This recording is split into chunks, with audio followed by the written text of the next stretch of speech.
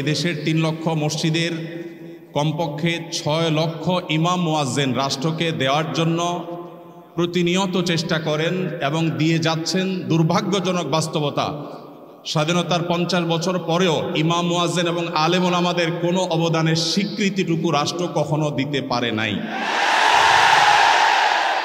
একটু আগে বিএনপির স্থায়ী কমিটির সদস্য জনাব সালাউদ্দিন আহমদ সাহেব বলেছেন, আমরা সবাই রাষ্ট্রের কাছ থেকে দাবি দাওয়া পেশ করি, খুব স্বাভাবিক, কিন্তু রাষ্ট্রকে আমাদের দেওয়ার চেষ্টা করা দরকার।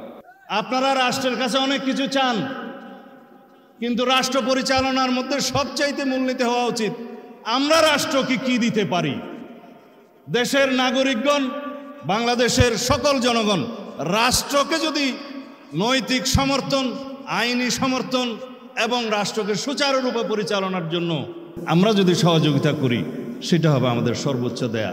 শুধুমাত্র আমরা সবাই সকল শ্রেণী পেশার মানুষ দাবি আদায় করার জন্য রাস্তায় নেমে যাই, রাষ্ট্রের কাছে চাই, অথচ আমরা রাষ্ট্রকে কিছুই দিতে চাই না, সেটা হয় না।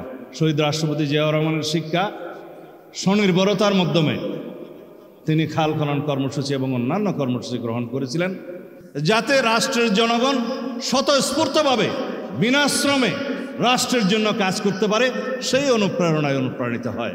আমরা সবাই যদি রাষ্ট্রকে দেওয়ার জন্য প্রস্তুত থাকি, ইনশাআল্লাহ রাষ্ট্র আমাদেরকে ভরপুর দিবে। তার সাথে সহমত পোষণ করে একটি কথা আমি বলতে চাই, সেটা হলো এদেশের 3 লক্ষ মসজিদের কমপক্ষে 6 লক্ষ ইমাম মুয়াজ্জিন রাষ্ট্রকে দেওয়ার জন্য প্রতিনিয়ত চেষ্টা করেন এবং দিয়ে যাচ্ছেন। দুর্ভাগ্যজনক বাস্তবতা, স্বাধীনতার 50 বছর পরেও ইমাম মুয়াজ্জিন এবং আলেম ওলামাদের কোনো অবদানের স্বীকৃতিটুকু রাষ্ট্র কখনো দিতে পারে নাই। আজও বাংলাদেশের চেহারাকে যদি পরিবর্তন করে দিতে হয়, আজও বাংলাদেশকে যদি স্বনির্ভর করতে হয়, আজও বাংলাদেশের পরিবেশ সচেতনতা সৃষ্টি করে যদি সাফল্য অর্জন করতে হয়, পরিবেশ বিপর্যয় যদি রোধ করতে হয়, যে কোনো দুর্যোগ মোকাবেলা যদি সফলভাবে করতে হয়, দেশের শুধু মসজিদগুলোকে ইমাম মুয়াজ্জিনদেরকে যদি রাষ্ট্র অন করে, ইমাম মুয়াজ্জিনদেরকে যদি সে সুযোগ দেয়, তাদেরকে যদি অন্তত কাজ করবার পরিবেশটা করে দেয়, আমার বিশ্বাস বাংলাদেশের চেহারা পরিবর্তন করতে আর কোনো কিছুর তেমন বেশি প্রয়োজন হবে না। 3 লক্ষ মসজিদ সরকারি হিসেব মতো কমপক্ষে 3 লক্ষ মসজিদ আরো বহু আগে বলা হয়েছে, সেটা এখন 3 লক্ষের অনেক বেশি চলে গেছে স্বাভাবিকভাবে। 3 লক্ষ মসজিদে প্রতি জুমার দিনে 12:30 থেকে 1:30 পর্যন্ত এই সময়ের মধ্যে গড়ে যদি 100 মানুষ একটা মসজিদে জুমার নামাজে খতিব সাহেবের খুতবা শোনার জন্য আসেন, তাহলে 3 কোটি মানুষ হয়। বাংলাদেশের সমস্ত টিভি চ্যানেল, সমস্ত মিডিয়া একযোগে সবচেয়ে পিক টাইমে এত বেশি দর্শক কখনো পায় বলে আমি মনে করি না। এবং সারা সপ্তাহের সবচাইতে মূল্যবান সময় বৃহস্পতিবার রাতে, শুক্রবার অফিস নেই, স্কুল কলেজ নেই, মাদ্রাসা নেই, সবাই ফ্রেশ একটা ঘুম দিয়ে, সপ্তাহের সবচাইতে ভালো গোসলটা দিয়ে, সবচেয়ে ভালো নাস্তাটা করে, সবচেয়ে সুন্দর পোশাকটা পরে, সবচেয়ে ভালো আতর পারফিউম ব্যবহার করে, সবচেয়ে মূল্যবান সময়টা খতিব সাহেবদের সামনে গিয়ে দোজানো হয়ে বসে। পৃথিবীর অন্য কোনো কৃষ্টি, কালচার, কোনো সিস্টেমে একসাথে একটা দেশের 3 কোটি মানুষকে অ্যাড্রেস করার এই সুযোগ ইমাম সাহেব, খতিব সাহেবরা ছাড়ার কারোর হাতে নেই। ইমাম সাহেবরা যদি চান, তাদেরকে যদি রাষ্ট্র আসলে সুযোগ দেয়, তাহলে সেক্ষেত্রে তারা অনেক কিছু করতে পারেন। ইতিমধ্যে আমরা দেখেছি রোহিঙ্গা শরণার্থীরা যখন আমাদের দেশে আশ্রয় নিয়েছে, সবার আগে ঝাঁপিয়ে পড়েছেন এদেশে ওলামা একরাম। প্রতিটা দুর্যোগে ওলামা একরাম যে ঝাঁপিয়ে পড়েন, সেটা নিঃস্বার্থভাবে হয়, স্বার্থহীনভাবে হয়। আমার উদাত্ত আহ্বান যে আগামীর বাংলাদেশে এদেশের মসজিদগুলোকে, আলেম ওলামাদেরকে যেন রাষ্ট্র অন করে, তাদেরকে কাজের সুযোগ দেওয়া হয়। কোনো বেতন ভাতার সুবিধা দেওয়া, এটা আসলে দয়া দাক্ষিণ্যের বিষয় নয়।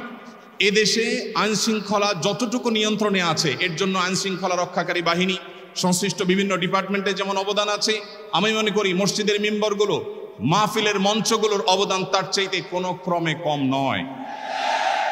এদেশ থেকে যৌতুককে যে জাদুঘরে পৌঁছে দেওয়া হয়েছে, কারা জাদুঘরে যৌতুককে পৌঁছে দিয়েছে? এদেশে যৌতুকের অভিশাপ থেকে মুক্ত করার সবচেয়ে বড় ক্রেডিট একমাত্র ওলামা একরামের। এখনো কোনো মসজিদের মিম্বর থেকে, কোনো মাহফিলের মঞ্চ থেকে মানুষকে চুরি করতে, দুর্নীতি করতে, ডাকাতি করতে, মাদকাসক্ত হতে, কোনো খারাপ কাজের প্রতি আহ্বান করা হয় না। এই সমস্ত মঞ্চগুলো থেকে বহু মানুষ খারাপ পথ থেকে ফিরে আসে। আমরা যদি একটা সৎ, দক্ষ এবং ভালো নাগরিক গড়ে তুলতে চাই, তাহলে সেক্ষেত্রে মসজিদগুলোকে আমাদের অন করতে হবে। আমি বিশ্বাস করি আগামীর বাংলাদেশে সেটি হবে, আমরা সবাই সেটি প্রত্যাশাও করি। আমরা মসজিদ কেন্দ্রিক যে সমস্ত ব্যবস্থাপনা করা যায়, পরিবেশ সুরক্ষা, পরিচ্ছন্নতা অভিযান, দারিদ্র বিমোচন, স্কিল ডেভেলপমেন্টমূলক বহুমুখী কার্যক্রম আমরা সম্পন্ন করতে পারি। আমি সালাউদ্দিন ভাইয়ের সাথে পরিপূর্ণ একমত। শুধুমাত্র রাষ্ট্রের কাছ থেকে নেওয়ার ব্যাপার না, আমাদেরকে দেওয়ার চেষ্টা করতে হবে, এবং আমার বিশ্বাস ওলামা একরাম সেটা করতে চান, কিন্তু তাদেরকে সেই সুযোগটা দেওয়া হয় না। এদেশের আলেমদের কোন অবদানকে আজ 50 বছরের মধ্যে স্বীকৃতি দেওয়া হয়েছে আমি জানতে চাই। দুর্ভাগ্যজনক বাস্তবতা, সেটি আসলে হয়নি। তো আমরা নতুন বাংলাদেশে অন্তত প্রত্যাশা করি যে আমরা সবাই মিলে, শুধু আলেম ওলামা নয়, সকল ধর্মের মানুষ কাঁধে কাঁধ মিলিয়ে আমাদের প্রিয় বাংলাদেশকে আমরা বিশ্বের দরবারে উন্নতির চরম শিখরে পৌঁছতে চাই। আমাদের পরে স্বাধীনতা অর্জন করে পৃথিবীর বহু দেশ এমন অগ্রসর হয়েছে যেটা দেখে আমাদের কষ্ট হয়, দুঃখ হয়। আজকে ভূমিকম্পের যে ভয়াবহতা নিয়ে প্রত্যেকটা মানুষ আতঙ্কে দিন পার করছে, কি হয়েছে এদেশে? একটি মানুষের জীবন নিরাপদ করবার জন্য যথাযথ ব্যবস্থাটুকু পর্যন্ত আমরা নিতে পারিনি। আমি আশা করি আগামীর বাংলাদেশে যারাই আসবেন আমরা প্রত্যেকে এই ব্যাপারগুলোতে সচেতন থাকব। আমরা দোয়া করি আল্লাহ রাব্বুল আলামিন আমাদের রাজনৈতিক নেতৃত্বকে সেরকম শক্তি, সামর্থ্য, মানসিকতা সবকিছু দান করেন। ওলামা একরামের মূল্য যদি কোনো জাতি দিতে না পারে, তাদের চেয়ে বড় দুর্ভাগা আর কেউ হতে পারে না।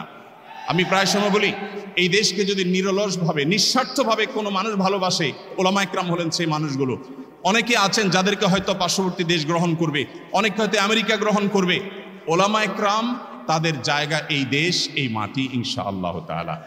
তো আমি আশা করছি মসজিদে ওলামা একরাম নির্বিঘ্নে তাদের দায়িত্ব পালন করবেন। আলেমদেরও দায়িত্বশীলতার জায়গা আছে, আলেমরা যথেষ্ট দায়িত্বশীলতার সাথে আমাদের দায়িত্বগুলো পালন করতে হবে। রাষ্ট্রকে এগিয়ে নিয়ে যাওয়ার পিছনে আমাদের ভূমিকা পালন করতে হবে, ঐক্যবদ্ধভাবে কাজ করতে হবে। সেই সাথে রাষ্ট্র আলেমদেরকে অন করতে হবে, আপন করতে হবে, সেই সুযোগ দিতে হবে, সেই স্বীকৃতি দিতে হবে। আমি আশা করছি আগামীর বাংলাদেশ সেই জিনিসটি হবে। আমাদের সবাইকে আল্লাহ তাআলা সেই তৌফিক দান করুন। জাযাকুমুল্লাহু খাইরা। আসসালামু আলাইকুম ওয়া রাহমাতুল্লাহি ওয়া বারাকাতুহু।